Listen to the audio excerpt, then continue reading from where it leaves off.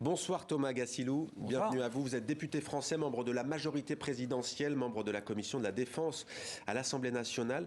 Est-ce que vous êtes choqué par ces propos de Choguel Maïga? Alors oui, je ne les ai pas encore entendus dans sa totalité, mais on sait que depuis plusieurs mois, il multiplie les provocations.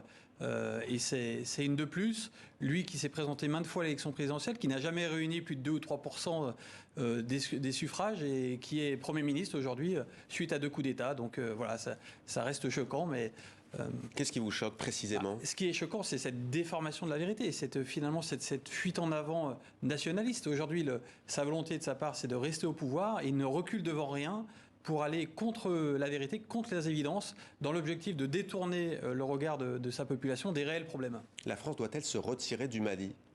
Alors aujourd'hui, les conditions politiques sont de moins en moins réunies. Déjà, ce n'est pas un problème bilatéral entre la France et le Mali, c'est l'ensemble des partenaires qui sont en train aujourd'hui de se concerter avec l'objectif à la fois de continuer à lutter efficacement contre le terrorisme et le djihadisme en Afrique de l'Ouest.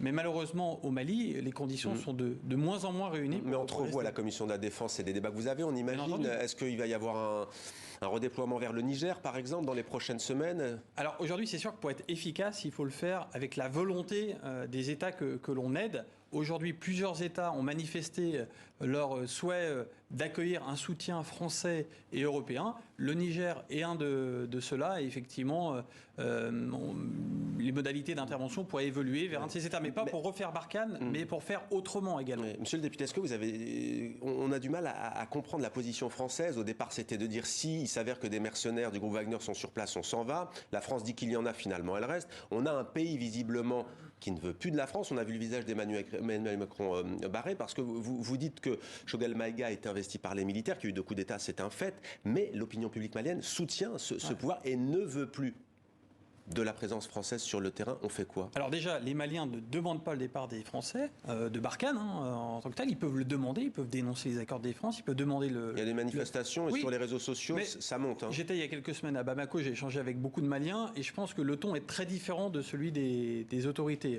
Ça, c'est la première chose. Que vous ont-ils dit alors? Ils m'ont dit qu'ils regrettaient le discours un peu aventuriste des autorités de transition. Il y en a qui sont plus critiques. Bien sûr, mais il faut voir également à quel point il y a une dérive autoritaire également en ce moment au Mali. Des journalistes sont emprisonnés, qu'ils soient maliens ou étrangers. Des opposants politiques sont mis en prison.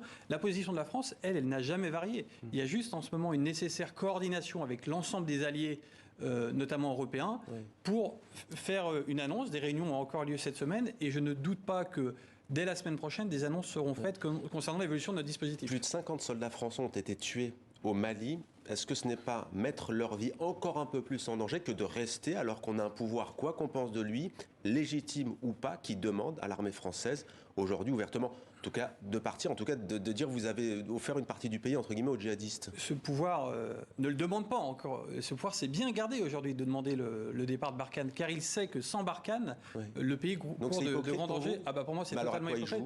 C'est se maintenir au pouvoir en détournant l'attention de sa population, en faisant croire que le problème, c'est la France. Alors que s'il y a des problèmes, qu'a fait le pouvoir depuis 2 ans pour essayer d'appliquer l'accord de paix? Qu'a fait le pouvoir pour aider les FAMA?